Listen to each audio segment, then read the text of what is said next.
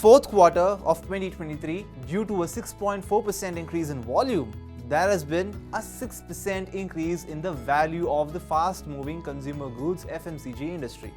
According to a report in Nielsen, the increase in volume indicates a growing consumption in many parts of the country, reflecting strong demand for FMCG products at the national level.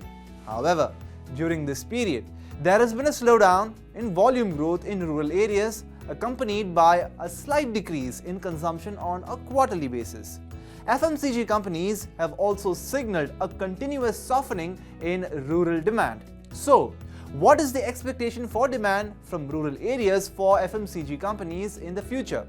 What strategy should be adopted by these companies for these areas? And what should be the strategy of companies in this sector?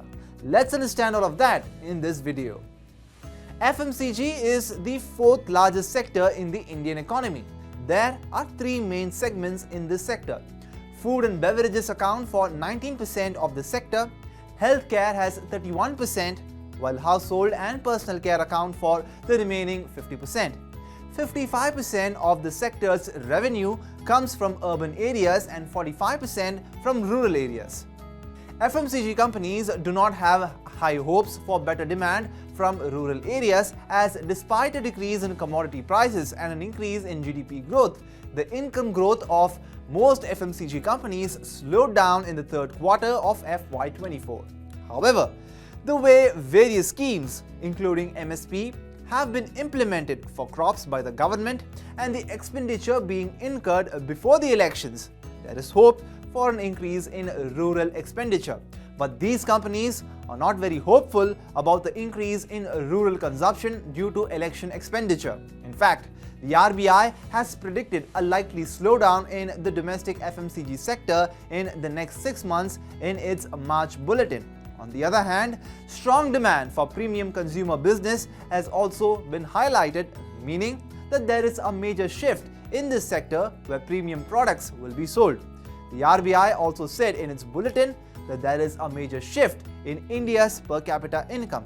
According to this, premium and high-income buyers are buying more. Perhaps this is why more than 70% of the products launched by the sector's leader, Hindustan Unilever, in the last 2 years were in the premium category.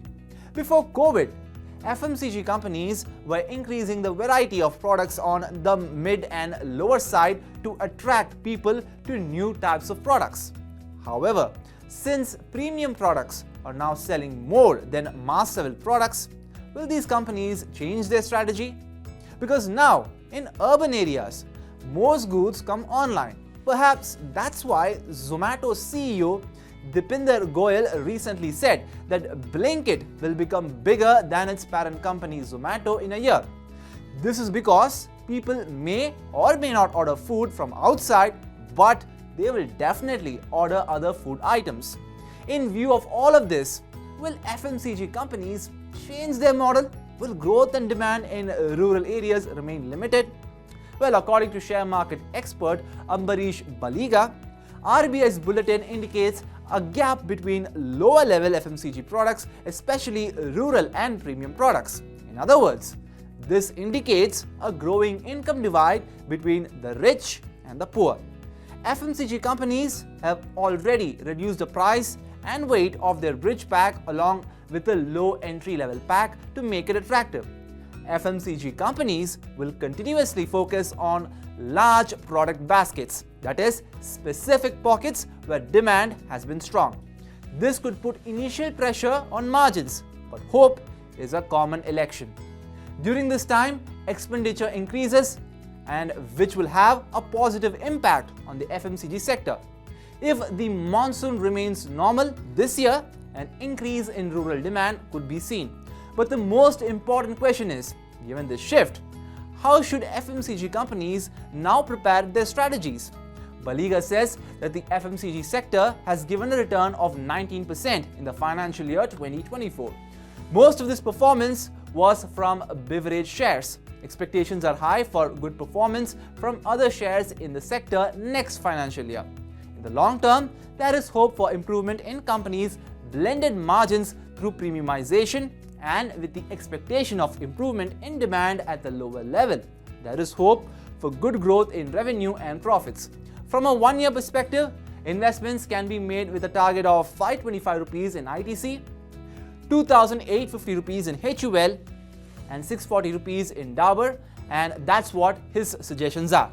Overall, FMCG companies can increase their focus on strong demand products, but with increased expenditure in the general elections and normal monsoon, the demand for these companies could increase. Therefore, a strategy for investment in beaten down shares can be made from a 12-month perspective.